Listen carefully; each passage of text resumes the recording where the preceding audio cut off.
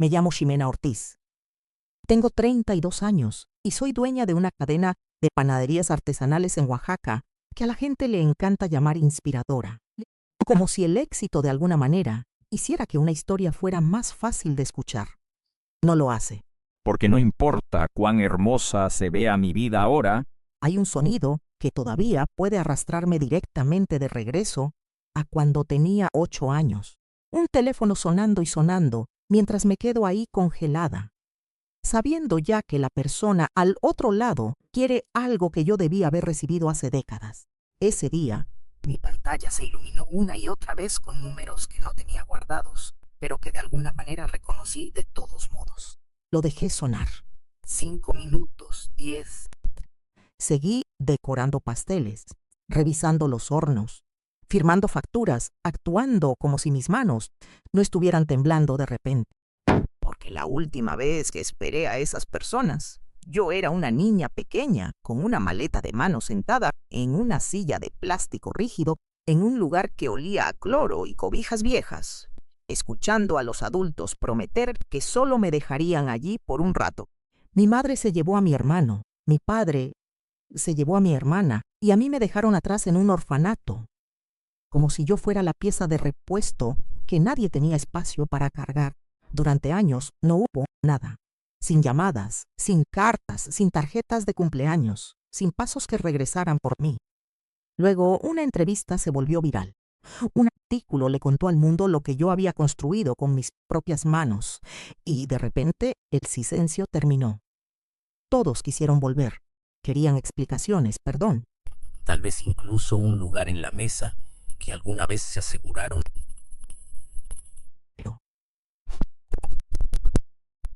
Le encantan las historias de redención porque nunca tienen que vivir dentro de la parte donde alguien elige dejarte primero. Antes de decirte quién me llamó ese día y por qué dejé que el teléfono sonara hasta que el silencio comenzó a dolerles de vuelta, dime desde dónde me estás escuchando y qué hora es allá en este momento. Quiero saber hasta dónde llega esta historia antes de abrir la puerta al pasado. Antes de que mi familia se rompiera, nos veíamos normales desde afuera. Vivíamos en Hermosillo, Sonora, en una casa de un solo piso, tostada por el sol, con una cochera agrietada y un limonero que nunca daba suficientes frutos, pero que de todos modos regábamos cada fin de semana. Mi madre, Marlene, trabajaba en una primaria pública y mi padre, Daniel, coordinaba los envíos en una bodega a las afueras de la ciudad. Mi hermano mayor, Eduardo, era el tipo de niño al que los adultos llamaban dócil. Era inteligente, callado, bueno para entender el ambiente. Mi hermana menor, Sofía, era puro cabello rizado, manos pegajosas y preguntas. Y yo era la de en medio, lo suficientemente grande para notar las cosas, lo suficientemente pequeña para creer que el amor debía ser constante. Cuando miro hacia atrás, todavía puedo ver esa versión de nosotros que casi lo logra. Hot cakes los sábados por la mañana, sillas plegables baratas en el patio trasero, mientras las hamburguesas se quemaban en el asador. Noches de películas donde Sofía se dormía a la mitad y Eduardo fingía que no le importaba cuando yo nos cobijaba a los dos. Por un tiempo, el hogar se sintió seguro, no perfecto, pero seguro. Luego, mi padre perdió su trabajo, dijo que era temporal. Luego dijo que la empresa se había reestructurado. Después, dejó de hablar casi por completo. Mi madre empezó a trabajar horas extra y el aire de la casa cambió antes de que yo entendiera por qué. Había recibos amontonados en la mesa, discusiones susurradas al principio, y luego peleas a gritos que se filtraban por debajo de las puertas y recorrían los pasillos. Uno siempre se da cuenta de cuando los adultos mienten al decir que todo está bien. Sonríen demasiado rápido, te hacen demasiadas preguntas sobre la escuela, evitan tu mirada. Mi padre empezó a dormir ese sillón algunas noches. Mi madre dejó de reírse de las cosas que debían dar risa. Eduardo se la pasaba encerrado en su cuarto. Sofía se volvió muy encimosa y yo me convertí en la niña que escuchaba. Escuchaba en las escaleras. Escuchaba a través de las paredes. Escuchaba porque nadie me decía la verdad y tenía el presentimiento de que esa verdad llevaba mi nombre. La noche en que me di cuenta de lo grave que era la situación, oí a mi madre decir: «No podemos seguir viviendo así». Mi padre le contestó de golpe: «Entonces vete». Después de eso hubo silencio. No un silencio tranquilo, sino de esos que te avisan que algo permanente acaba de entrar a la habitación. Una semana después, nos dijeron que se iban a separar. Lo dijeron con suavidad, como si las voces dulces pudieran hacer que algo tan duro fuera más pequeño. Nos sentaron a la mesa de la cocina y hablaron como si estuvieran leyendo un guión que habían ensayado sin nosotros. Dijeron que no era nuestra culpa. Dijeron que ambos nos amaban. Dijeron que las familias pueden cambiar de forma y seguir siendo familias. Pero entonces, la vida real empezó a colarse por las grietas de su discurso. ¿Quién se quedaría dónde? ¿Quién se mudaría primero? ¿Qué zonas escolares servirían? ¿Qué era lo que podían pagar? Esa era la parte que intentaban no decir frente a nosotros, pero los niños escuchan todo lo que de verdad importa. Mi madre quería a Eduardo con ella porque era organizado, tranquilo y más fácil de llevar de un lado a otro. Mi padre quería a Sofía porque ella lloraba por él y decía que necesitaba estabilidad. Nadie pronunció mi nombre primero. Nadie peleó por mí. Nadie dijo siquiera: ¿y qué pasará con Ximena? Hasta que yo ya había escuchado lo suficiente como para saber que la respuesta no sonaría a amor. Más tarde esa noche, me quedé en el pasillo mientras ellos discutían detrás de la puerta de su recámara. «Llévatela tú», espetó mi madre. Mi padre le respondió: «Apenas puedo con una niña ahora mismo. Ella es demasiado sensible». Entonces, mi madre abrió la boca para pronunciar la frase que vivió bajo mi piel durante años. Dijo: «Solo por un ratito. Tal vez en la Casa Esperanza la puedan cuidar mientras nos acomodamos». Cuidarme como si fuera equipaje, como si yo fuera una caja que necesitaban quitar de en medio hasta que la vida se sintiera más fácil. 2 días después, mi madre metió mi ropa en una maleta pequeña sin doblarla bien. Mi padre manejó. Nadie lo llamó abandono. Lo llamaron algo temporal. Lo llamaron unas semanas. Lo llamaron lo mejor para todos. La Casa Esperanza estaba detrás de una cerca de malla ciclónica, con un letrero despintado y una oficina principal que olía a café, papel y desinfectante. Una mujer en el escritorio me sonrió de esa manera cuidadosa en que lo hacen los adultos cuando saben que algo terrible está pasando y quieren que les reconozcan lo amables que están siendo. Mi madre se arrodilló frente a mí y me acomodó el cuello de la camisa, aunque no tenía nada de malo. Mi padre firmó unos papeles sin levantar la vista. Sofía estaba en el carro. Eduardo se había quedado en casa con mi tía. Nadie quería que ese momento se sintiera real. «Volveremos por ti pronto», dijo mi madre. «En cuanto las cosas se calmen». Mi padre finalmente me miró y dijo: «Pórtate bien, ¿sí? Solo será por un ratito». Haberme quedado mirándolos a ambos, esperando que a uno se le desencajara el rostro, esperando que a uno se le quebrara la voz, esperando que alguno decidiera que esto era una locura y me llevara de regreso al carro. En lugar de eso, se pusieron de pie. Mi madre me besó la frente. Mi padre recogió la pluma que casi se le olvida. Luego salieron. No voltearon atrás. No se despidieron con la mano. No regresaron ese fin de semana, ni el siguiente, ni el que le siguió. La primera noche en la Casa Esperanza, dormí en una cama individual estrecha, con una funda de colchón de plástico que rechinaba cada vez que me movía. En la habitación había 4 niñas, pero nadie habló después de que apagaron las luces. Una niña lloraba en su almohada. Otra miraba al techo como si lo hubiera hecho tantas veces que pudiera ver algo escrito allí. Yo me dejé los zapatos puestos, porque pensé que tal vez mis papás vendrían tarde y tendría que estar lista. Ese era el tipo de niña que todavía era en ese entonces. No enojada aún, solo prevenida. A la mañana siguiente me senté cerca ventana en sala común, porque quería tener la mejor vista del estacionamiento. Pensé que si venían, yo los vería primero. Un sedán blanco entró alrededor del mediodía, y mi corazón casi se detiene. Pero era una voluntaria que traía comida enlatada.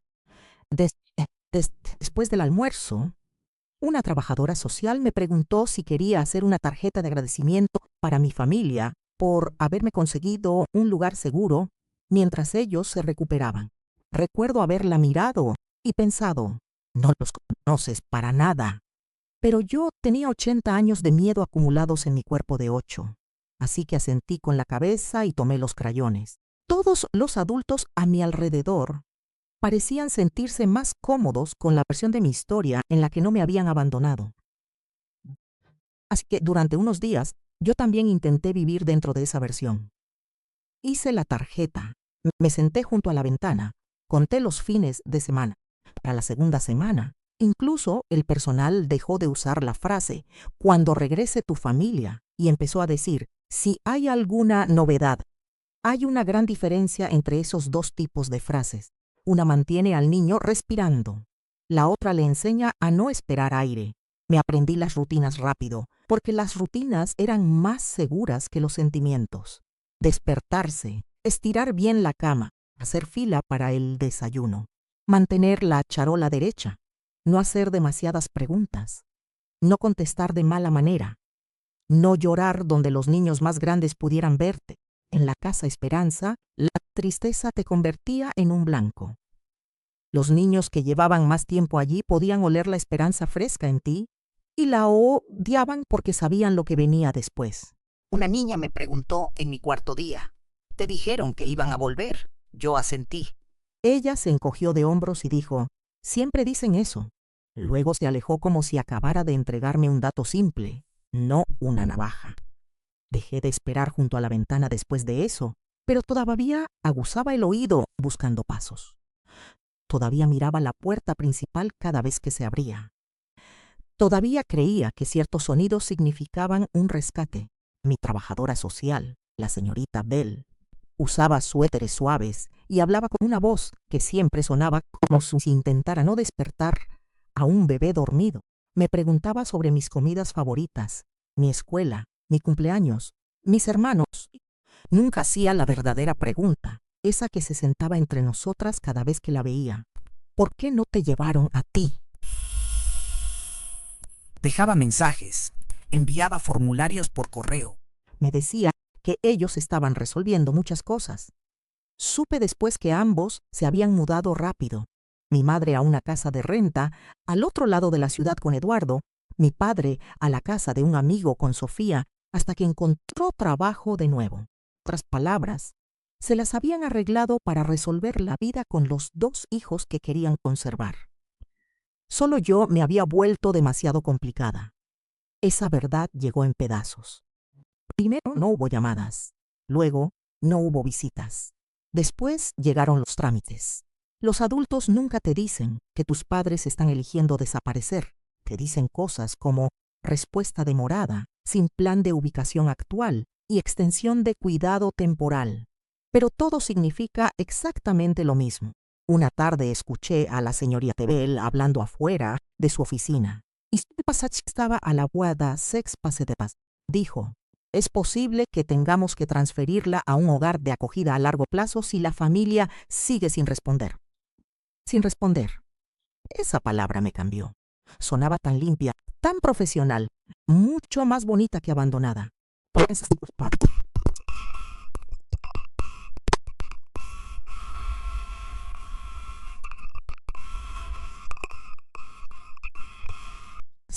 Mi padre le decía a la gente que yo estaba en un programa escolar especial. Todos recibieron una mentira que los hiciera sentir cómodos. Yo recibí una litera y un casillero con una bisagra rota. La parte que más dolía no era el hambre, ni las reglas, ni siquiera el miedo. Era la invisibilidad. Mi hermano y mi hermana seguían existiendo en sus nuevos hogares. Tenían habitaciones, rutinas, horarios para dormir, mañanas de escuela. Ellos seguían dentro de la historia de la familia, aunque ésta se hubiera partido a la mitad. Yo era la parte que todos habían editado para borrarla. Un niño puede sobrevivir a mucho. Lo que no puede sobrevivir sin cambiar para siempre es el saber que cuando los adultos de su vida empezaron a hacer recortes, ella fue la más fácil de eliminar. Por las noches, después de apagar las luces, solía apretar el puño contra mi boca para contener el sonido. No quería que las otras niñas me escucharan llorar. No quería sonar como alguien que seguía esperando, pero en el fondo seguía esperando. Esperando que un adulto se diera cuenta de que habían dejado a una hija de carne y hueso en un lugar diseñado para niños, por los que nadie regresa. Esperando una llamada telefónica que dijera que había habido un error. Esperando importar lo suficiente como para que alguien sintiera vergüenza. Esa llamada nunca llegó. La semana en que pasó mi 9º cumpleaños sin tarjeta, sin pastel y sin una voz de mi casa, algo dentro de mí se silenció. Dejé de preguntarle al personal si había alguna novedad. Dejé de revisar el estacionamiento. Dejé de poner excusas por personas que habían tomado una decisión. Y luego construyeron una vida entera fingiendo que no había sido una elección en absoluto. Ese fue el año en que aprendí a volverme útil. Los niños útiles llaman menos la atención. Los niños útiles causan menos problemas. Los niños útiles sobreviven más tiempo. Así que limpiaba mesas, doblaba la ropa, ayudaba a las niñas más pequeñas a amarrarse las agujetas y a memorizar el orden de la fila de la cafetería. Me tragaba cada pregunta que sonara demasiado a una herida, pero aún así, de vez en cuando, por lo general justo antes de dormir, un pensamiento flotaba por más que intentara hundirlo.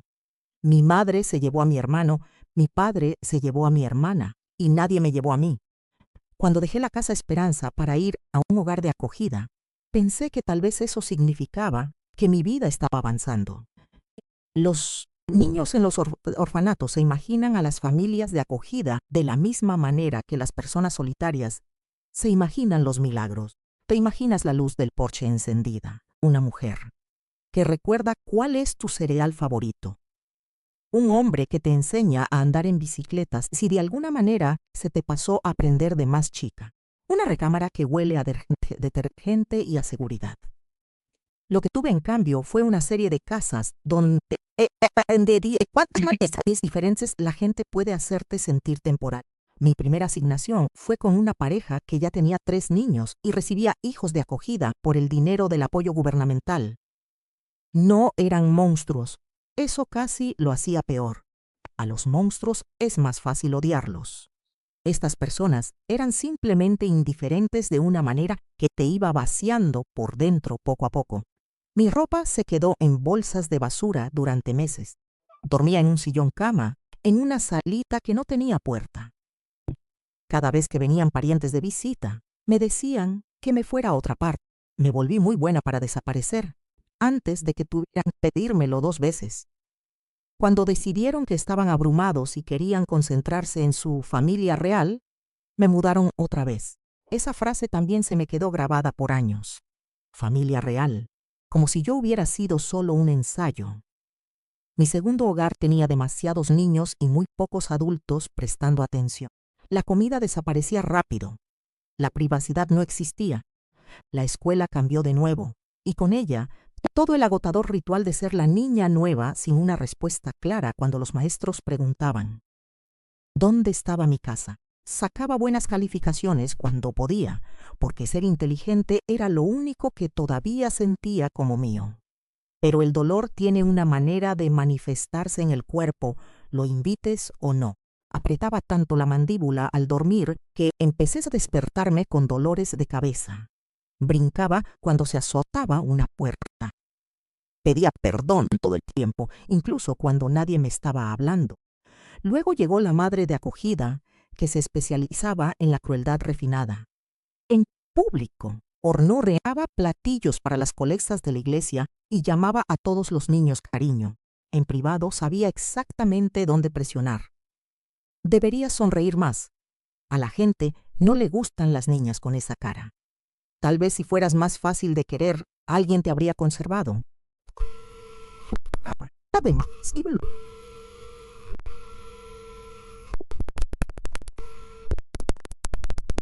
Para entonces, yo ya había aprendido una verdad espantosa. Una vez que un niño ya ha sido abandonado, el mundo asume que puede aguantar un poco más de daño. Los adultos confunden la supervivencia con la fuerza. Ven a una niña callada y que hace sus deberes y piensan que está bien, cuando en realidad solo se ha vuelto excelente sangrando por dentro. Lo que me salvó no pareció algo heroico al principio. Empezó en una cocina. En una de las casas, me mandaron a ayudar en un comedor comunitario de la iglesia los sábados porque me consideraban responsable y porque el trabajo gratis siempre pasa a llamarse formación del carácter cuando eres un niño de acogida. Un señor mayor dirigía la estación de panadería. Su nombre era Ramón Ellis, aunque todos lo llamaban chef, incluso cuando no estaba en un restaurante. Tenía canas en las sienes, harina en la camisa la mitad del tiempo, y el tipo de voz firme que hacía que las instrucciones se sintieran satisfechas. Me enseñó cómo nivelar la harina con el lomo de un cuchillo, cómo la levadura tenía que despertar en agua tibia, no caliente, cómo cambiaba la masa cuando le dabas tiempo en lugar de fuerza. La primera vez que saqué una charola de panecillos del horno, me les quedé mirando. Habían esponjado por lo que yo había hecho. Se habían transformado, porque yo había seguido cada paso y había sido lo suficientemente paciente para esperar a que ocurriera el cambio. Eso puede sonar pequeño para alguien que creció con comodidades comunes. Para mí, se sintió como encontrar la prueba de que el esmero podía llevar a alguna parte. La gente siempre había sido impredecible. Las reglas siempre habían cambiado.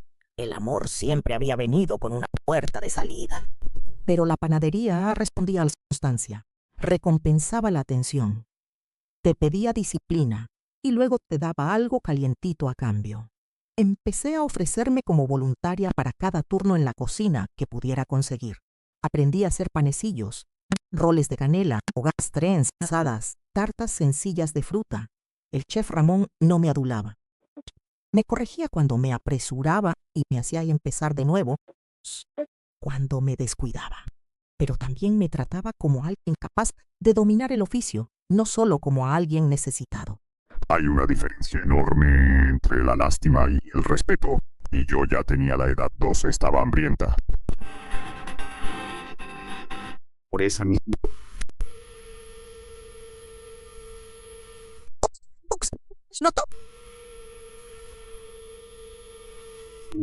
¿Sabes? En la escuela nos pedían escribir sobre el futuro. Yo dejaba de sonar como una niña huérfana llenando formularios y empezaba a sonar como una mujer construyendo una vida. Me preguntó una vez por qué me quedaba después del almuerzo para ayudar al personal de la cafetería a apilar las charolas. Me encogí de hombros y dije que me gustaban las cocinas. Ella me dijo, no, te gusta el orden, te gusta hacer que las cosas sucedan con tus manos. Esa frase me pegó fuerte, porque era la primera vez que un adulto me describía de una manera que no tenía nada de caer en mis heridas. La señora Brooks me ayudó a entrar a un programa vocacional con materias de gastronomía. El chef Ramón me ayudaba a practicar. Empecé a despertarme temprano para hornear antes de la escuela si tenía acceso a una cocina. Y si no lo tenía, escribía recetas en los márgenes de mis cuadernos viejos y memorizaba las veces como si somos oraciones. La vida en los hogares de acogida no se volvió fácil de repente. Me mudaron otra vez después de que terminó una asignación. Seguí aprendiendo a no desempacar demasiado. Todavía tenía noches en las que la rabia subía tan caliente que tenías que sentarme sobre mis manos para no romper algo. Pero ahora había una pequeña y terca luz dentro de mí. Cada vez que amasaba, cada vez que la mantequilla se derretía en la harina, cada vez que una costra se doraba en las orillas, me sentía menos como la niña de sobra y más como alguien que estaba naciendo. A los 16 años, ayudaba a preparar el catering para pequeños eventos de la iglesia y reuniones del barrio. A los 17, yo era la persona en quien el chef Ramón confiaba para encargarse de la sección de pan sin supervisión. Me dijo una vez, tienes un don, Ximena, pero más que eso, tienes disciplina. El talento hace ruido. La disciplina construye una vida. Nadie en mi familia biológica me dio jamás palabras como esas. Nadie me dijo que tenía algo que valía la pena cultivar. Las personas que me crearon no se quedaron el tiempo suficiente para ver quién era yo. pero 2 extraños sí lo hicieron. Un viejo panadero con harina en las mangas y una consejera que notó dónde se encendía mi mirada. Ellos fueron las primeras personas que me enseñaron algo que pasaría el resto de mi vida, demostrando que era verdad. Que te dejen atrás no significa que estés destinada a quedarte ahí. Solo significa que tendrás que construir tu propio camino de salida. Yo salí del sistema a los 18 años con una sola bolsa de lona, una carpeta llena de papeles que nadie le explica realmente a los niños de acogida hasta que es demasiado tarde. Y de gastronomía, que se sentía demasiado pequeño para cargar.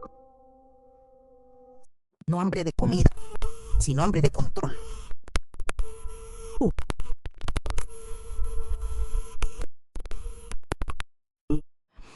Me mudé a un departamento compartido en Oaxaca con otras 2 muchachas a las que no les importaba de dónde venía, siempre y cuando pagara la renta a tiempo y mantuviera limpio el fregadero.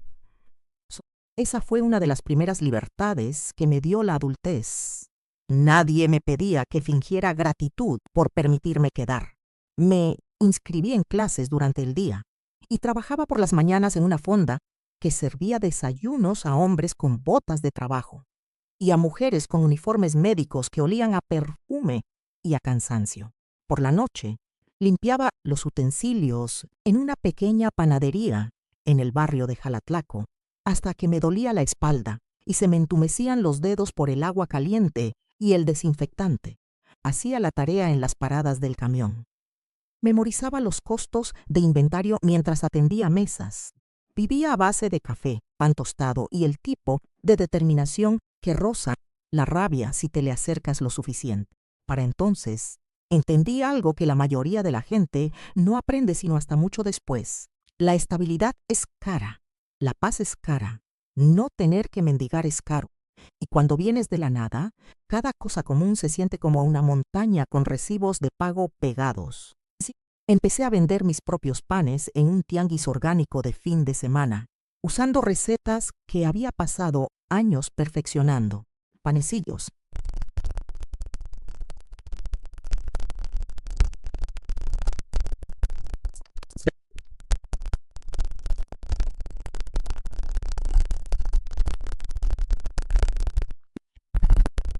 Al principio, solo intentaba juntar para el pasaje y los libros. Luego noté algo.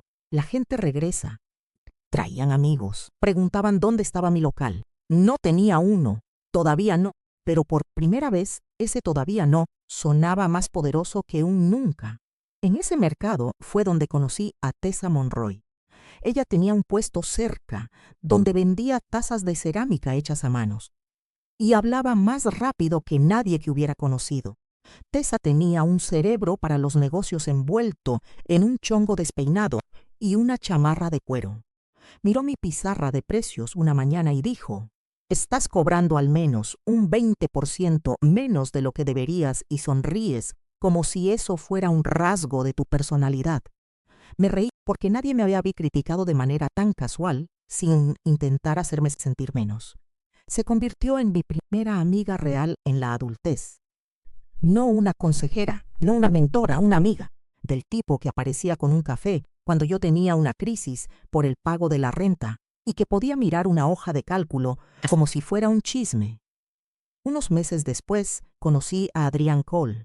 Entró a la panadería, donde yo trabajaba de noche porque su despacho de arquitectura estaba haciendo horas extra cerca de ahí. Durante una semana completa, pidió el mismo café negro y un cuernito sencillo, como si estuviera demasiado cansado para elegir la alegría. Al octavo día preguntó quién hacía los cones de naranja con romero. Le dije que yo. Dio un bocado y cerró los ojos como si estuviera teniendo una experiencia espiritual frente a la vitrina de pan. Debió haberme parecido ridículo. En lugar de eso, me reí tanto que tuve que desviar la mirada. Adrián era cuidadoso con la gente de una manera que al principio vos me hizo desconfiar.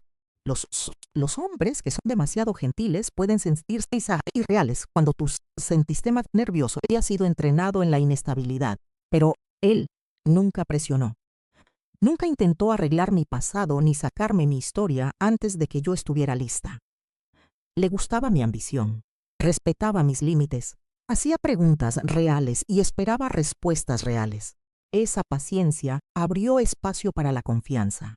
No de golpe, no en una escena dramática de película. Despacio. El único tipo de despacio en el que yo había aprendido a creer. Me transferí de la escuela técnica a un programa de extensión culinaria enfocado en negocios. Y empecé a trazar un futuro más grande.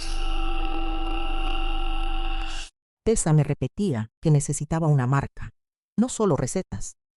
Adrián me ayudó a pensar visualmente en el espacio, en el flujo y en por qué la gente regresa a ciertas habitaciones. El chef Ramón, que todavía me llamaba chamaca, incluso cuando yo ya era legalmente adulta, me recordaba que no persiguiera tanto la estética como para olvidar la sustancia. En medio de todo eso se me ocurrió el nombre, Segunda Mañana. Porque algunas personas tienen un comienzo limpio desde el principio y otras tenemos que construir un segundo comienzo con nuestras propias manos. Empecé con eventos temporales, luego banquetes privados para pequeños eventos creativos y después, una ventana de desayunos dentro de un mercado gastronómico compartido donde apenas cabían 2 empleados y una batidora, pero que se sintió como la prueba de que el concepto funcionaba. Estaba aterrorizada todo el tiempo, aterrorizada de que el mercado se enfriara, de no alcanzar a pagar la nómina, de que cada éxito revelara que me había acomodado demasiado y olvidado que la vida todavía puede quitarte cosas. Pero el miedo es diferente cuando viaja al lado del propósito. Sigue hablando, pero ya no le toca manejar. La mañana en que un blog local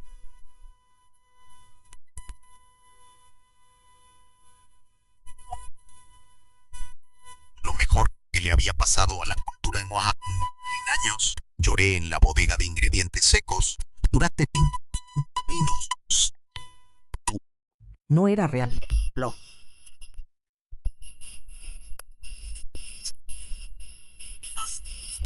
Que alguna vez creyó que era demasiado estorbosa para que la quisieran. Abrí mi primera tienda formal a los 27 años. Azulejo blanco, madera calidad, repisas abiertas y una larga mesa comunal, porque quería que los extraños se sentaran cerca unos de otros y tal vez se sintieran menos solos mientras algo rico. Estamos Del sistema de acogida. Porque yo sabía exactamente lo que significaba salir del sistema sin una red de apoyo y sin un lugar suave donde caer. No me interesaba construir un negocio bonito, con una historia de origen triste colgada como adorno. Quería construir algo que alimentara a la gente de manera literal, emocional y práctica. Algo que convirtiera lo que casi me destruye en todo lo contrario a la ruina. El negocio creció, también mi confianza. Y también esa parte de mí que ya no medía su valor según si alguien regresaba o no. Y en algún momento del camino, sin hacer ningún anuncio al respecto, dejó de buscar a mi familia. Dejé de escribir sus nombres en las redes sociales, dejé de imaginarme reencuentros accidentales en los pasillos del supermercado, dejé de preguntarme si tal vez ellos habían sufrido lo suficiente como para ganarse el derecho de volver a mi historia. Tenía demasiado que hacer, demasiado que proteger, demasiada vida propia. Esa era la extraña belleza del éxito después del abandono. No borraba la herida, pero impedía que esa herida fuera el centro de cada habitación en la que yo entraba. A los 32 años, Segunda Mañana había crecido de ser una estrecha ventana de desayunos a tener 8 sucursales en todo el estado de Oaxaca. Cada una construida alrededor de la misma idea que me había salvado años atrás en la cocina de alguien más. Constancia. Calidez, dignidad, buen pan, café de verdad y un espacio donde nadie tuviera que ganarse el derecho de quedarse sentado. A los periódicos les encantaba mi historia, una vez que estuvo lo suficientemente pulida para la imprenta. Los conductos locales de noticias me llamaban resiliente. Las revistas de estilo de vida me llamaban una mujer hecha a sí misma. Me ponían sacos de lino y me fotografiaban al lado de charolas de pan, como si la supervivencia hubiera sido un ejercicio de mercadotecnia en lugar de una guerra privada. Yo entendía el valor de la prensa, así que sonreía y hacía las entrevistas. Pero cada vez que alguien decía, de huérfana a empresaria, tenía que resistir el impulso de preguntar si querían la versión con la iluminación bonita o la que tenía hambre, ataques de pánico y años de ser tratada como un mueble temporal. Aún así, la cobertura ayudaba, de modo que la aproveché. Lanzamos un programa de aprendizaje pagado para jóvenes adultos que salían de los hogares de acogida. Nos asociamos con una organización sin fines de lucro para la vivienda. Empezamos a ofrecer talleres gratuitos de presupuesto una vez al mes en nuestra sucursal principal, porque nadie les enseña a los niños del sistema lo que realmente cuesta la adultez, sino hasta que se vence la renta. Tessa dirigía las operaciones como una general de guerra con arracadas de oro. Adrián terminó diseñando mi tercera y cuarta tienda, y luego siguió diseñando las siguientes. Porque aparentemente mezclar el romance con las obras comerciales es sostenible si ambas personas saben cómo discutir sin hacer que el espacio se vuelva inseguro. Mi vida no era perfecta, pero era mía de una manera que todavía me conmovía a veces. Tenía una casa con plantas que mantenía vivas a propósito. Tenía una pareja que sabía cuándo abrazarme y cuándo dejarme sola. Tenía personas que llamaban no porque necesitaran algo, sino porque querían saber cómo había estado mi día. Había construido una vida lo suficientemente sólida como para que mi pasado ya no se sintiera como una trampilla oculta debajo de cada cosa buena. Entonces acepté hacer una entrevista de televisión, pues al principio era solo un reportaje local, un segmento de interés humano sobre el crecimiento de los pequeños negocios y el impacto comunitario. Pero la conductora me hizo una pregunta inesperada cerca del final. Me dijo, hablas mucho sobre crear una segunda oportunidad para otros jóvenes. ¿De dónde viene eso para ti en lo personal? Y tal vez yo estaba cansada, tal vez estaba lista. Tal vez alguna parte de mí quería que la verdad existiera en algún lugar fuera de mi propio cuerpo por una vez. Así que lo conté. No cada detalle brutal, pero sí lo suficiente. Dije que me habían dejado en un orfanato a los 8 años. Dije que pasé mi infancia mudándome por el sistema de hogares de acogida. Dije que el trabajo que hago ahora se basa en el tipo de apoyo que desearía que alguien hubiera peleado por darme antes. El video se subió a internet esa misma tarde. Luego, una cuenta más grande lo compartió. Después, un periódico lo retomó y escribió un artículo más largo con fotos viejas, cifras del negocio y un titular sobre lo que yo había construido después de haber sido abandonada por ambos padres. Esa palabra finalmente apareció impresa. Abandonada. La miré durante mucho tiempo en mi teléfono y no sentí vergüenza, solo piedad. 3 días después, comenzaron las llamadas. La primera llegó mientras yo revisaba la nómina en la oficina trasera. Número desconocido. La ignoré. Luego otra y luego otra. Para la hora de la comida había 6 llamadas perdidas y un mensaje de voz de una voz que no había escuchado en más de 20 años y que aún así reconocí al instante, porque el trauma almacena los sonidos en lugares a los que la lógica no. Era Eduardo. Su voz se había vuelto más grave, pero el ritmo era el mismo. Dijo, Shime, soy yo. Sé que esto es un golpe. Por favor, llámame. Hay mucho que no sabes. Me quedé tan inmóvil. Después de que terminó ese mensaje, que una de mis subgerentes tocó a la puerta de la oficina para preguntarme si estaba bien. Le dije que sí, lo cual no era cierto, pero tampoco del todo falso. Estaba funcionando. Esa había sido mi versión de estar bien durante casi toda mi vida. El segundo mensaje de voz llegó de parte de Sofía esa misma tarde. Lloró antes de terminar de pronunciar mi nombre. El tercero fue de mi madre. Sonaba más vieja, con la voz entrecortada, como si el arrepentimiento tuviera peso en su pecho. Luego llamó mi padre. Luego Eduardo otra vez. Luego mi madre de nuevo. Después empezaron a llegar mensajes de texto, cada uno intentando un tono diferente. Tenemos que hablar. Por favor, solo escúchanos. Hay tanto que nunca te dijeron. Te hemos estado buscando. Tu padre está enfermo. Tu madre está desesperada. Sofía quiere verte. Eduardo dice que nunca dejó de pensar en ti. Dejé que cada llamada sonara hasta cortarse. 5 minutos, 10, 30, justo como ese primer día en mi oficina, cuando mis manos temblaban sobre una charola de facturas, y entendí con una precisión espantosa lo que estaba pasando. Me habían visto a mí, no a la niña que dejaron, sino a mujer en la que me convertí sin ellos. Los negocios, los artículos, las fotos, la versión de mí parecía valiosa. La gente siempre pregunta si el éxito es la mejor venganza. Creo que eso depende de qué tipo de éxito estés hablando. Si el éxito significa estar tan visiblemente bien que las personas que te rompieron de repente quieren volver a entrar a tu vida, entonces sí, tiene un filo bastante cruel. Porque la verdad es que su silencio había durado hasta que mi vida se convirtió en algo que podían señalar, en lo que podían apoyarse o de lo que posiblemente podían beneficiarse. Y yo ya sabía lo suficiente sobre los tiempos humanos como para entender que la oportunidad suele ser solo el interés propio vestido con un saco decente. No les devolví la llamada de inmediato. Escuché los mensajes de voz 2 veces y luego le mandé los números a Tessa, que tiene los instintos de un detective privado, atrapado dentro del cuerpo de una mujer de negocios. No hizo nada ilegal. Solo sabía cómo buscar en registros públicos, redes sociales, archivos de noticias locales y las huellas digitales que la gente deja en Internet cuando sus vidas dejan de sostenerse con firmeza. Para el final de la semana, el panorama era lo suficientemente feo como para hacer que el momento de su repentino amor se sintiera aún más sucio. Mi madre, Marlene, se había vuelto a casar años después del divorcio y luego se había divorciado otra vez 18 meses atrás.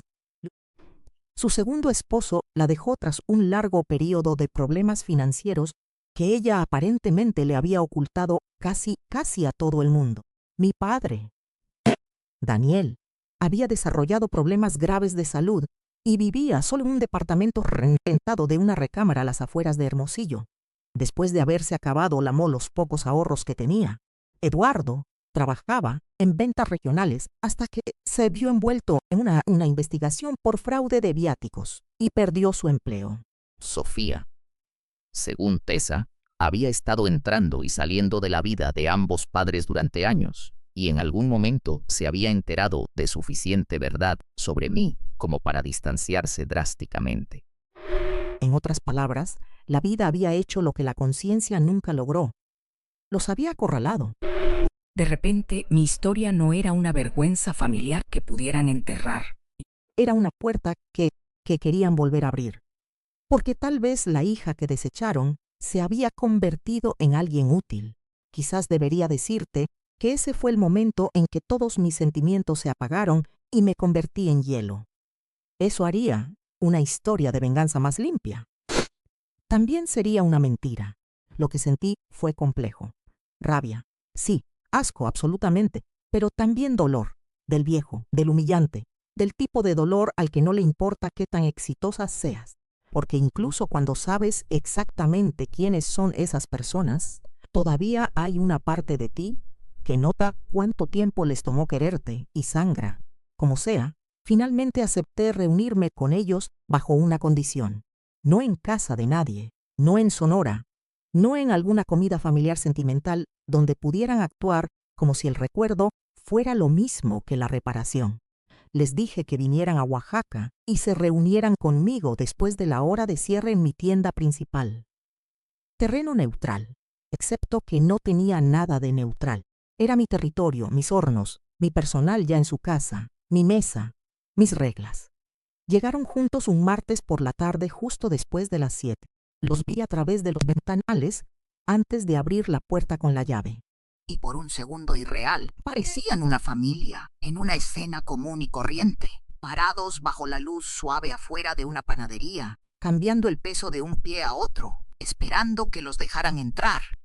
Entonces recordé lo que hacen las familias cuando quieren conservarte, y la imagen se rompió.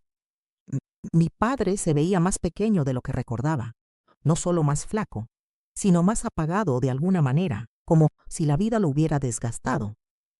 Mi madre tenía las mismas manos, todavía inquietas por el nerviosismo, retorciendo la correa de su bolsa. Eduardo se comportaba con la cuidadosa cortesía de alguien que sabe que necesita clemencia y no tiene derecho a pedirla.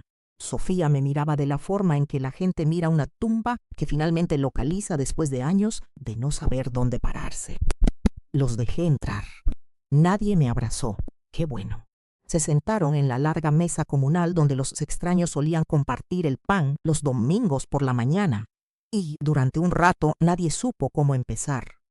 Finalmente, mi madre susurró: «Te ves hermosa». Era una frase tan inútil en esa habitación que casi me río. En lugar de eso dije: «No vinieron aquí para describir mi rostro, empiecen a hablar». Eduardo lo intentó primero. Dijo que todos habían pasado por momentos difíciles. Dijo que había cosas que yo nunca entendí de niña. Dijo que todos tenían arrepentimientos. Mi padre dijo que había estado abrumado, en la quiebra, avergonzado, tomando demasiado. Mi madre dijo que se estaba ahogando y pensó que yo, segura bajo un cuidado temporal que en el caos en el que vivían. Sofía lloró y dijo que se había enterado de toda la verdad apenas unos años antes, que le habían dicho que yo estaba con familiares, luego que el sistema había hecho imposible el contacto, luego tantas versiones que dejó de saber qué era real. Los dejé hablar, los dejé explicarse, los dejé acomodar el pasado hasta que las esquinas más afiladas casi desaparecieron. Entonces me levanté, caminé detrás del mostrador y regresé con 4 carpetas delgadas que había preparado la noche anterior. Cada una contenía copias, fechas, registros de ubicación, formularios de transferencia escolar, notas de las trabajadoras sociales, papeles de salida del sistema por mayoría de edad y una ficha de ingreso de cumpleaños sin ningún contacto de emergencia registrado. Puse una carpeta frente a cada uno. Mis manos estaban firmes. Mi voz también lo estaba. Eso me sorprendió incluso a mí. Todos siguen usando palabras como difícil, abrumado y complicado, les dije. Así que déjenme simplificárselo. Ustedes no me perdieron. Me dejaron. Nadie se movió. Continué. Les hablé de la Casa Esperanza y de la ventana junto a la que solía sentarme. Les hablé del hogar de acogida donde mi ropa se quedó en bolsas de basura. De la mujer que sonreía en público y susurraba veneno en privado. De las noches en que racionaba la comida porque no sabía si habría suficiente por la mañana. De las escuelas donde aprendí a no mencionar a mis padres porque la lástima incomodaba a la gente y la crueldad la volvía curiosa. De los dolores de cabeza, del insomnio, de la forma en que pedía disculpas por existir bien entrada mi adultez. Porque en algún punto del camino había absorbido La idea de que necesitar cualquier cosa era peligroso. Mi madre empezó a llorar a la mitad del relato. Mi padre miraba los papeles como si pudieran borrarse sin guaspas si no los observaba fijamente. Eduardo se cubrió la boca. Sofía sollozaba abiertamente. No me detuve. Había esperado demasiado tiempo como para ser interrumpida por lágrimas que debieron haber brotado hace décadas. Luego les hablé del chef Ramón, de la señora Brooks, de Tessa y Adrián, y de la vida que construí desde cero. Se los dije porque quería que entendieran algo esencial. No estaban sentados frente a una niña rota que había sobrevivido por accidente. Estaban sentados frente a una mujer que había sido reconstruida por personas que no tenían ninguna obligación de amarla ni ningún lazo de sangre que las obligara a quedarse. Esa era su condena. Unos extraños hicieron lo que la familia se negó a hacer. Cuando terminé, el silencio se asentó en la habitación con un peso real. Entonces mi padre dijo lo que creo que pensaba que más me conmovería. Dijo: «Sé que no lo merezco, pero estoy enfermo, Ximena. No me queda mucho tiempo y quería arreglar las cosas antes de que sea demasiado tarde». Mi madre intentó alcanzar mi mano, pero se detuvo cuando yo no me moví. Eduardo admitió que había tenido la esperanza de que tal vez yo pudiera ayudar a la familia a pasar este bache, que tal vez con todo lo que había construido, hubiera una manera de apoyar con los cuidados de nuestro padre, tal vez ayudarlo a conseguir un lugar mejor, tal vez incluso ayudar a Eduardo a levantarse después de lo que él llamó un terrible error. Ese fue el momento en que la habitación cambió, no porque me sorprendiera. No fue así. Una parte de mí ya lo esperaba. Pero escucharlo en voz alta le quitó la última capa de actuación al momento. Ahí estaba, la necesidad detrás de la nostalgia, la urgencia detrás de la disculpa. Porque me habían encontrado amor finalmente hubiera vencido a la vergüenza. Me habían encontrado porque mi éxito parecía un refugio. Me eché hacia atrás en la silla y los miré a cada uno por uno. Luego dije lo más honesto que jamás le había dicho a mi familia. Yo no construí esta vida para que las personas que me abandonaron regresen y la usen como pista de aterrizaje. Mi madre se estremeció como si la hubiera abofeteado. Tal vez de cierta forma lo hice. Sofía empezó a decir que no estaba pidiendo dinero, solo una oportunidad. Le creí parte de eso, tal vez la mayor parte. Ella había sido más joven que Eduardo y le habían mentido más de lo que yo me sentía cómoda ignorando. Así que le ofreció la única ternura que me quedaba por dar. Le dije que tal vez con el tiempo podría haber una conversación entre nosotras. Solo nosotras, despacio, con honestidad, sin reescribir nada, sin presiones. Ella asintió entre lágrimas, porque incluso ella entendía que ir despacio era más de lo que merecían. Luego me volví hacia los demás. Le dije a mi madre que pensar en mí todos los días mientras no hacía nada no era maternidad. Le dije a mi padre que una disculpa en el lecho de muerte sigue llegando tarde. Le dije a Eduardo que haber sido un niño explicaba su silencio de entonces, pero haber sido un hombre adulto durante años ya no lo justificaba. Les dije que esperaba que todos fueran a terapia, que esperaba que dijeran la verdad de ahora en adelante. Que esperaba que aprendieran a vivir con lo que habían hecho sin pedirme, que yo cargara con el costo emocional de hacerlos sentir lo suficientemente perdonados como para poder dormir. Luego establecí mis límites con claridad. No les daría dinero, no pagaría atención médica, no posaría para una foto familiar de reconciliación, no permitiría que entraran y salieran de mi vida según sus necesidades. Si ocurrió algún contacto futuro, sería bajo mis condiciones, primero por escrito, y solo si la honestidad permanecía en la habitación. Mi padre lloró entonces, de ese modo silencioso que llega cuando al orgullo finalmente se le acaban las mentiras útiles. Mi madre pidió perdón una y otra vez, hasta que las palabras empezaron a sonar menos como un idioma, y más como un derrumbe. Eduardo preguntó si había algo que pudieran hacer. Le dije, sí, digan la verdad.